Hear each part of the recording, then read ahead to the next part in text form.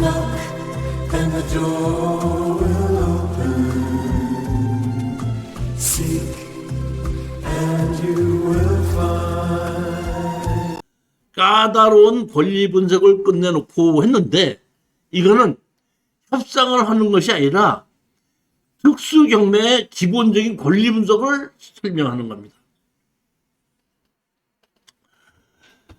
2012 타경 3752 해갖고 강원도 강릉시 남항진동 76번지에 토지만 매각, 건물 매각 제외로 경매가 나온 건데 감정 가격이 1억 2,500짜리가 8,700만 원까지 떨어진 겁니다. 그러니까 이거는 49%까지 떨어진 게 아닙니다. 70%까지 떨어졌을 때 입찰에 들어가게끔 한 건데 제가 강원도 강릉이 제 고향입니다.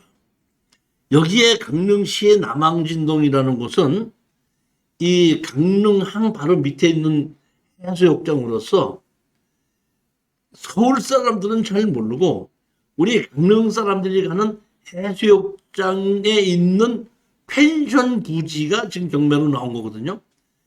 지금은 이거보다 가격이 더 가지만은 여기 지금 제가 할 때는 이거 갔을 때는 2012년도잖아요. 지금 2023년도니까 약 9년 전이죠. 9년 전에 여기에 바닷가 근처에 땅값이 펜션 용집은 약 150만 원 정도가 거래됐던 자리입니다. 그러면 여기에 1억 196평이라 그러면 거의 감정 가격 정도가 한 1억 5천 정도는 되는 거고 제가 봤을 때 이걸 낙찰 받아서 판다 그러면은 1억 한 2, 3천 정도 파는데 아무 지장이 없는 거기 때문에 처음서부터 감정 가격이 얕게 됐다는 걸 제가 고향 땅이기 때문에 알기 때문에 70%대로 입찰 들어가게끔 하고 제가 골라서 우리 수강생들에 추천했던 물건입니다. 한번 보시겠어요? 건물은 매각 제외고 일종 일반 주거지역이라는 얘기는 도시지역이라는 뜻입니다. 자, 보시겠으면 여기가 어때요? 강릉항이죠. 혹시 강릉항에서 배 타고 울릉도 가보신 적 있으면 여기서 출발하는 겁니다. 강릉에서 배를 타고 울릉도 가는 항이 여기고 여기서부터 요 밑으로 남대천이 흐르고 거기에 다리 같은 게 하나 있어 쭉 내려오면 여기가 남항진 해변이에요. 남항진 해변이고 요 밑에 이렇게 숲으로 이렇게 된 건 이건 숲이 아니고 그 군부대 뭐라 그러죠? 체력 훈련장 뭐 이런 식으로 해서 여름 휴가 들어오고 그런 곳이 여기인데 여기 남항진동에 여기 도로변 옆에 있는 펜션 부지 정도의 땅이 경매로 나왔고 건물은 매각 제외로 나온 겁니다. 이 바깥에 바닷가에 있는 이 땅 여기에 있는 가게 커피숍이나 횟집은 이 당시에 한 300에서 400만 원 갔었던 그런 땅이고 한 필지 들어온 데서는 한 150만 원 정도 갔던 그런 곳입니다. 여기가 바닷가고 바닷가에 있는 도로고 여기 요 필지가 지금 경매로 나온 건데 여기 집이 한 채가 있습니다. 여기 보면 가운데 현황도로가 이렇게 되어 있습니다. 자, 보시겠으면 근데 자 보십시오. 이게 스마트 국도 정보를 받아보면 이렇게 길쭉하게 돼 있죠. 이렇게 돼 있잖아요. 요거가 지적주상 도로입니다. 지적주상 도로인데 실질적인 도로가 없죠. 실질적인 도로는 이쪽 옆에서 이렇게 돌아가게끔 되어 있습니다. 그러니까 지적도상 도로하고 현황도로하고는 다르게끔 된 겁니다. 여기 입구에 보시면 이 땅이 이렇게 여기는 도로가 없는데 현황도로는 여기 있고 지적도상 도로는 여기까지만 있는데 지적도상 도로는 도로가 없이 이쪽으로 도로가 다니게끔 되어 있는 겁니다. 건축법에서는 지적도상 도로가 되어 있어도 사람과 자동차 통행이 다닐 수 없으면 건축법상 도로를 인정하지 않습니다. 그러니까 이 땅은 건축법상 도로에 접해져 있지 않은 맹지의 땅인 겁니다. 그 땅에 건물이 지어져 있고 이 현황 도로가 접해져 있는 겁니다. 지금 매각 물건의 개요를 지금 설명드리는 겁니다. 여기 보시면 일종 일반 주거지역이고 여기는 뭐예요? 지적된 도로가 있는데 현황 도로는 없고 여기는 보면 지적된 도로가 없는데 현황 도로는 있는 겁니다. 자, 여기 보시면 요 땅인데 여기에 보면 현황 도로가 이렇게 있죠. 우리 땅으로 가운데로 질러서 바닷가로 가는 곳은 있습니다.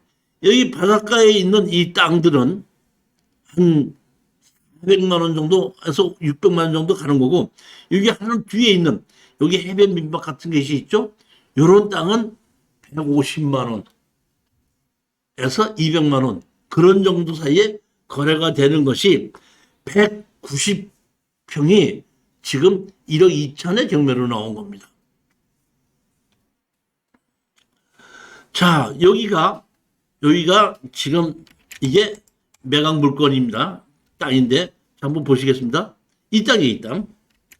요 땅에 있고 건물은 매각 제외고 가운데에 이렇게 현황도로가 있고 여기 있어 갖고 요렇게 요 땅 여기에 가운데 있는 거 이것이 경매로 나온 겁니다. 그 다음에 아시다시피 여기에 있는 이거는 지적조항 도로가 없는 땅입니다. 그 다음에 이거는 건축물 관리등이 없는 이 건물은 매각죄입니다. 제가 여기를 가서 이 땅을 한번 쳐다보고 있으니까 여기에 있는 여기 해변 민박으로 있는 이 집에 있는 그 어떤 나이 드신 여자분이 손주 애를 업고 제가 여기 땅을 보고 있으니까 이렇게 나오시더라고요. 그러면서 나보고 어떻게 오셨어요? 이렇게 물어보길래 제가 이 땅이 경매로 나왔기에 제가 한번 보러 왔습니다. 그랬더니 그 여자분이 그러지 않아도 내가 그런 것 같아서 설명해 주려고 나왔습니다. 여기 이 땅, 이 또 도로, 이거 도로 아닙니다. 이 땅 우리 겁니다. 그래서 제가 그걸 알려드리려고 이렇게 이걸 갖다 놓은 겁니다. 이 땅 맹지니까 맹지인 거 알고 사십시오. 이렇게 얘기하는 겁니다. 맞는 얘기에 보시게끔 되면 아까 보시게끔 되면 이 땅에 이 도로가 이 사람 거죠. 이 집 거 맞아요 보면.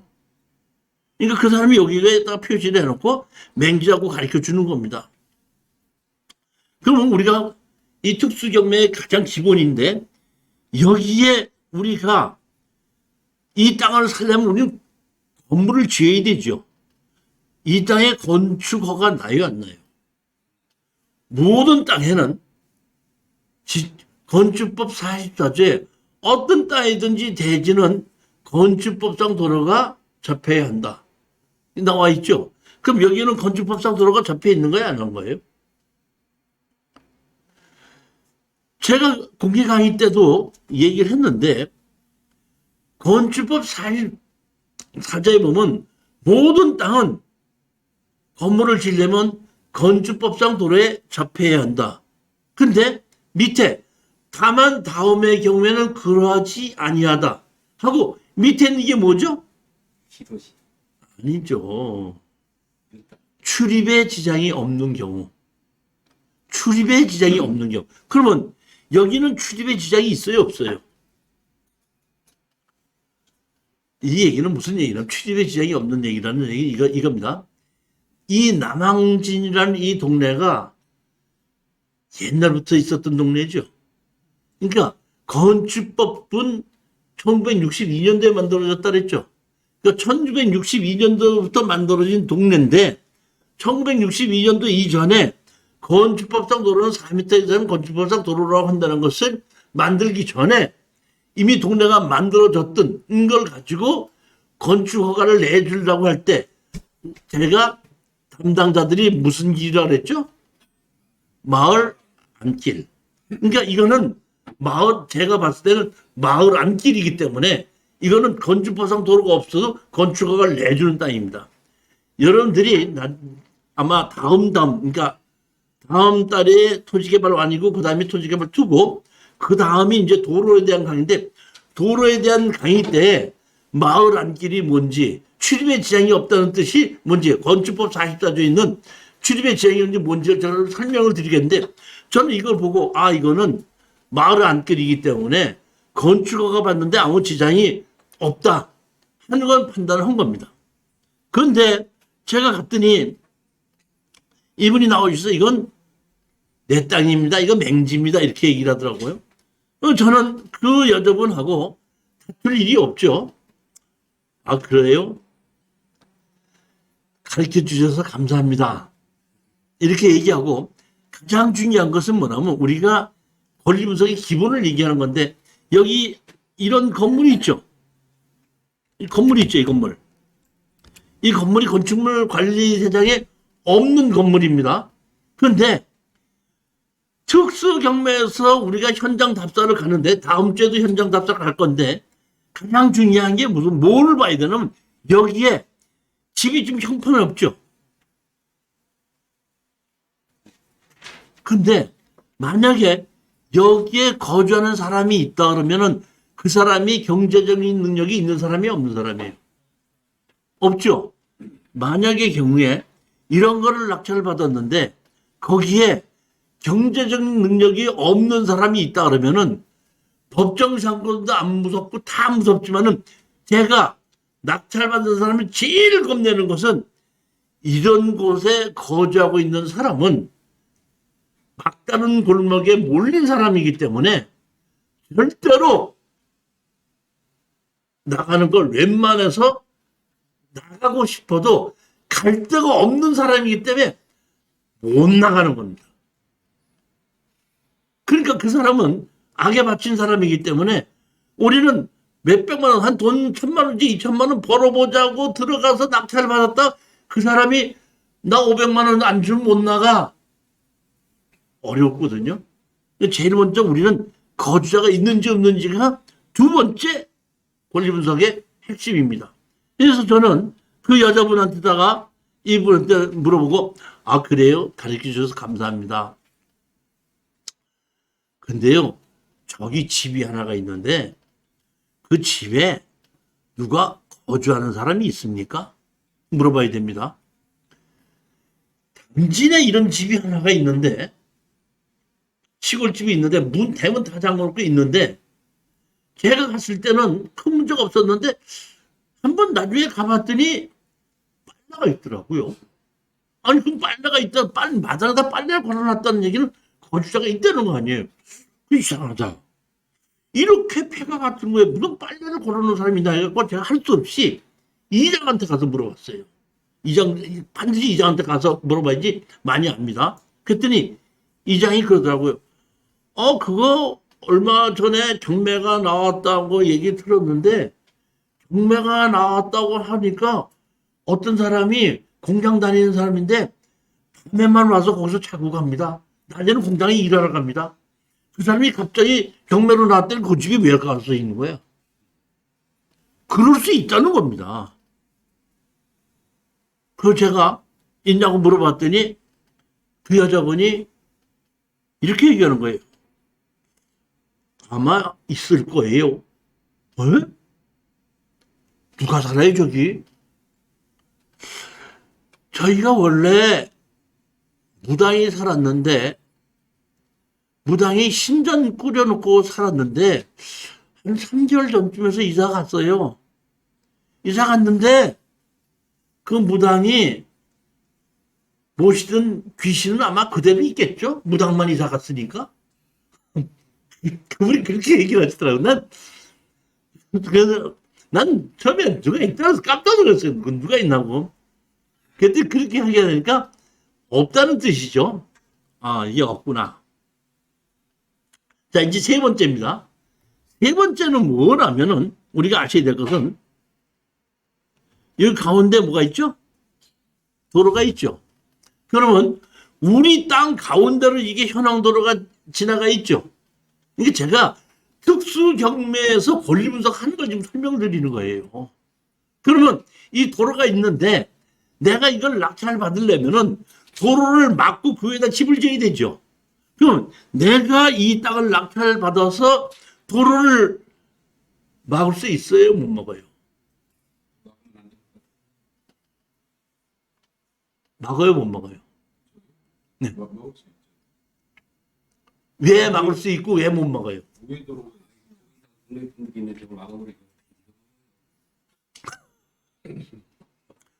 우리가 이 현황도로를 가서 봤을 때 가장 핵심이 있어요. 아니, 가장 우리가 현황도로를 보고 지적자 도로 이렇게 현황도로를 봤을 때 핵심이 뭐냐면은 이 도로의 관리자가 누구냐예요. 원래 개인 땅이면 개인이 관리를 해야 되죠. 그렇죠. 근데 이 마을 안길이라는 곳은 개인이 관리를 하지 않고 지방자치단체에서 관리하면 그 마을 안길이에요. 근데 개인이 관리하고 있죠. 그거는 반드시 사용선하고 받아오라고 합니다. 그러니까 이 도로의 관리자가 누구냐거든요. 근데 여기에 바깥에 있는 이 도로는 포장을 해가지고 강릉시에서 관리를 하고 있고 이 가운데 있는 땅은 누가 관리해요? 관리 누가 해요? 관리하는 사람이 없지 뭐 누가 해 하기는. 즉 관리한다는 얘기 이거예요. 포장을 누가 했느냐 그리고 그다음에 이 현황도로를 이용해서 배수구가 있느냐는 겁니다. 그러니까 지방자치단체에서 상수도 하수도 받으려면 상수도 하수도 놔주지 않습니까? 그러면 이런 곳에서 지방자치단체에서 상하수도를 놨다 하는 얘기는 관리자가 누구야? 지방자치단체라는 얘기입니다. 그럴 때는 마을 안길로 충분히 담당자가 인정해 수 있다는 얘기입니다. 제가 오늘 특수경매 기본을 지금 설명드리긴 100% 맞는 건 아닌데 우리가 어떤 땅을 가서 권리분석을 하고 해볼 때에 땅이 이렇게 있을 때는 제가 지금 말씀드리는 것도 보라 이런 얘기.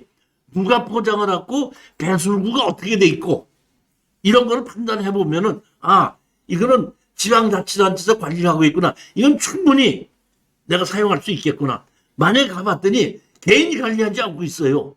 그럴 때는 담당자가 개인이 관리하고 있을 때 그 개인의 주인에게 사용승낙서를 받아오라고 하는 경우가 대부분입니다.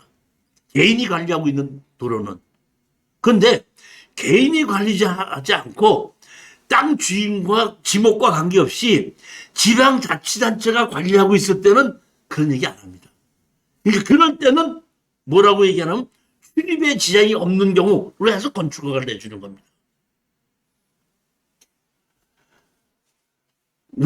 제가 지금 얘기하는 거는 특수 경매에서 현장을 답사를 갔을 때에 먼저 주에도 갔지만 다음 주에도 가지 않습니까? 다음 주에 갔을 때 건물만 보고 오는 것이 아니라는 얘기. 이렇게 땅은 어떻게 돼 있고 거기 배수는 어떻게 돼 있고 수도나 이런 것은 어떻게 쓰기냐 이런 걸 다 볼 줄 알아야지. 아 이런 도로가 내가 땅 주인의 상수로서 받지 않고도 쓸 수 있는 도로가 있구나. 아 이 도로는 틀림없이 내가 이거 사면 사용승낙을 받아오라고 할 일이 많구나.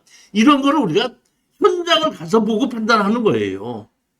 지금 그 얘기를 하는 겁니다. 지금 제가 판단해서 가봤을 때 이 땅은 막을 수가 있고 이 땅은 사용승낙서 없이 건축허가를 받을 수 있다. 판단이 서는 거죠.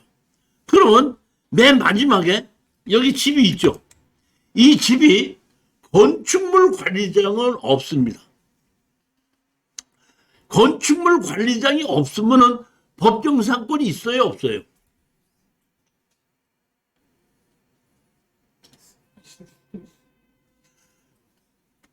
건축물 관리장이 있는 거와 없는 거와 법정상권은 관계가 없습니다. 그러니까 법정상권이라는 거는 땅 주인과 건물 주인이 같으면은 법정상권이 있는 겁니다. 처음부터 같았었으면은 그러다가 후에 달라졌으면 그러니까 자 땅 주인과 이 땅 주인과 건물 주인이 같았었냐는 얘기거든요. 건축물 관리장이 없죠. 건축물 관리장이 없죠. 건축물 관리장이 없으면 건물 주인이 있어요, 없어요?